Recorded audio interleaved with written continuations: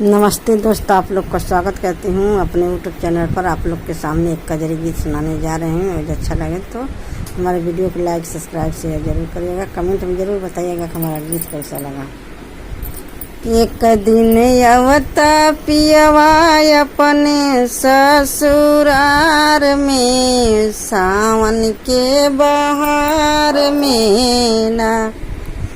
एक दिन अवता पियवा सावन के बहार में, अपने ससुरार में ना।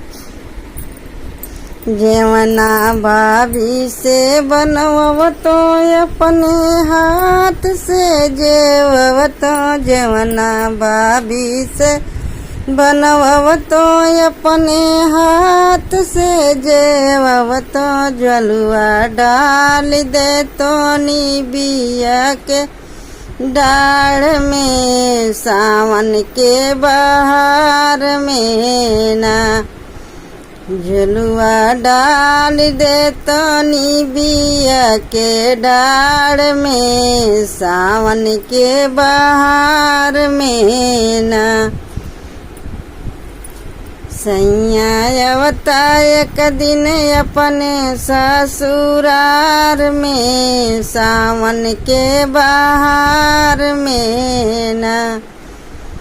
एक दिन अवता पियवा अपने ससुरार में, सावन के बहार में ना।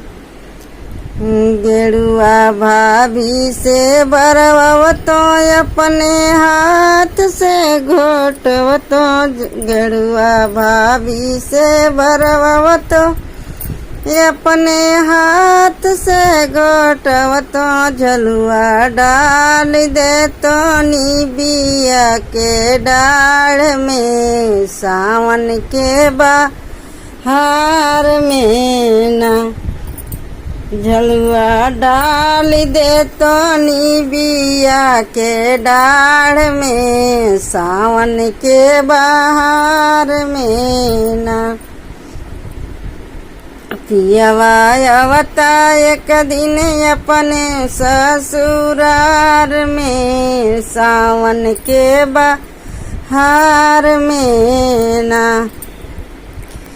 बिड़वा भाभी से जोड़वतो अपने हाथ से, कूचवतो बिड़वा भाभी से जोड़वतो अपने हाथ से, कूचवतो जलुआ डाल दे तो निबिया के डाढ़ में, सावन के बहार में ना। जलुआ डाल दे तो निबिया के डाढ़ में, सावन के बहार में ना। पियवा अवता एक दिन अपने ससुरार में, सावन के बहार में ना। पियवा अवता एक दिन अपने ससुरार में, सावन के बहार में।